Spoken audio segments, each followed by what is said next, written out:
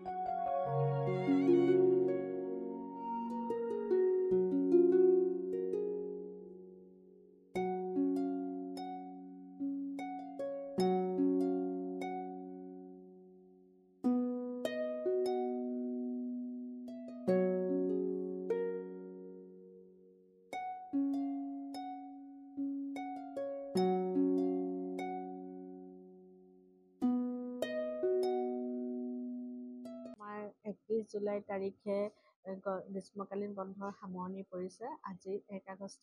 1 আগষ্টৰ পৰা আমাৰ বিদ্যালয়সমূহত পুনৰ পাঠদান কাৰ্যসূচী আৰম্ভ হৈছে।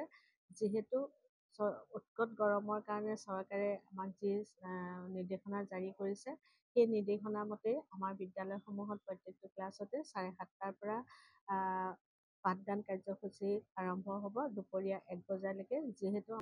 গতিকে আজি আমাৰ 1 আগষ্টৰ পৰাই চৰকাৰৰ নিৰ্দেশনা অনুযায়ী আমাৰ পাঠদান কাৰ্যসূচী অব্যাহত আছে। ছাত্ৰীৰ সংখ্যা আজি প্ৰথম স্কুল খুলিছে, গতিকে ছাত্ৰ ছাত্ৰীৰ সংখ্যা নিচেই তাকৰ। যিমানখিনি উপস্থিত থাকিব লাগিছিল সিমানখিনি থকা নাই। যিহেতু গৰমৰ কাৰণেই হ'ব পাৰে বা তেওঁলোক ঘৰলৈও যাব পাৰে। বিভিন্ন কাৰণত বিদ্যালয়ত ছাত্ৰ ছাত্ৰীৰ সংখ্যাটো আজি উপস্থিত সংখ্যা একেবাৰে তাকৰ। গতিকে এইটো হয়তো তেওঁলোকে বিভিন্ন কাৰণত অহা নাই, ঘৰলৈ গৈছে বা অন্য কাৰণতো হ'ব পাৰে। আহিব আমাৰ অহাকালি বা সোমবাৰৰ পৰা পুৰা ছাত্ৰ ছাত্ৰীৰ সংখ্যা সম্পূৰ্ণ আহিব বুলি আমাৰ বিশ্বাস আছে।